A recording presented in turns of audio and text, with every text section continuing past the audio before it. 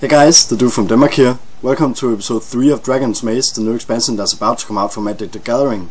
More spoilers have been revealed today, so let's check them out. On the show today is the champion for Rakdos, which is called Exava Rakdos Blood Witch, which costs you 4 mana to cast.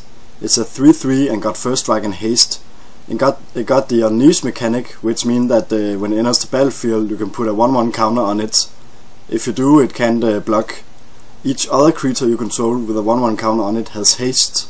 In Return to Ravnica, when Unleash was announced, I wasn't really excited for Unleash, especially because as we saw the spoilers for Return to Ravnica, we didn't really see any Unleash creatures that actually supported this mechanic other than a few.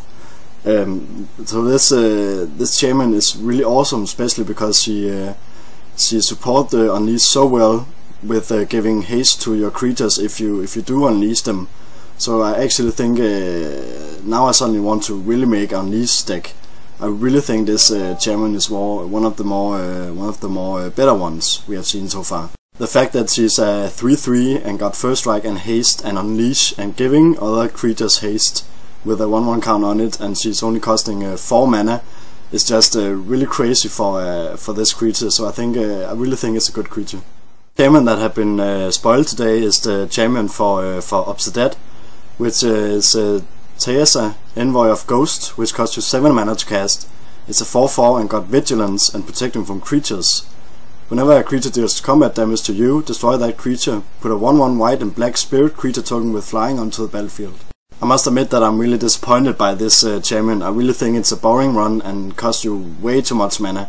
7 mana for a 4/4 that got Vigilance and Protection from creatures and can generate a token for you is kind of boring, I think. So it's not really my type, and I had really hoped for a lot more fun champion for the Obsidian guild. Build is a white instant which costs you 2 mana to cast. Each player sacrifices a multicolored permanent. There's not much to say about this card other than it's of course really good against those champions we get in Dragon's Maze and multicolored in general.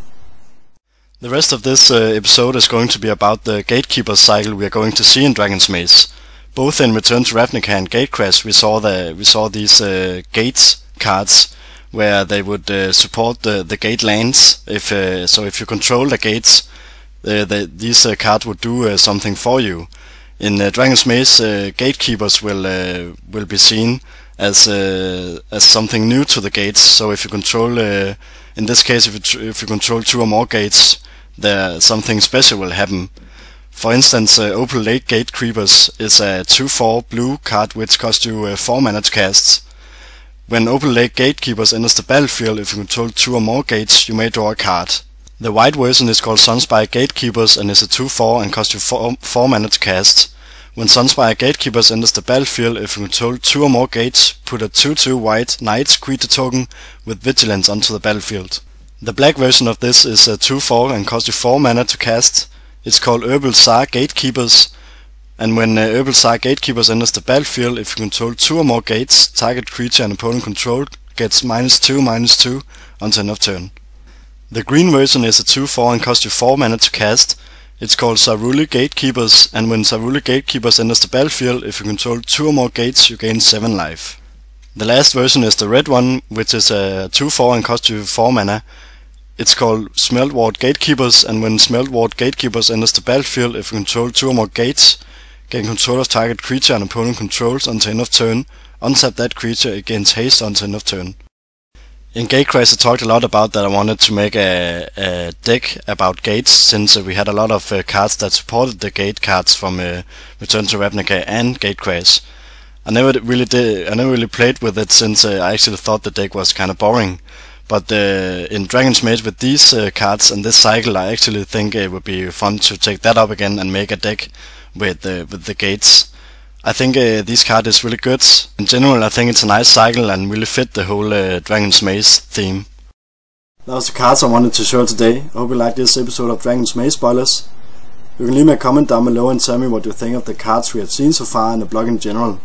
Whenever there are new spoilers out, I will be making a new video, so if you're interested in this, you can subscribe to me. Until next time, have fun guys.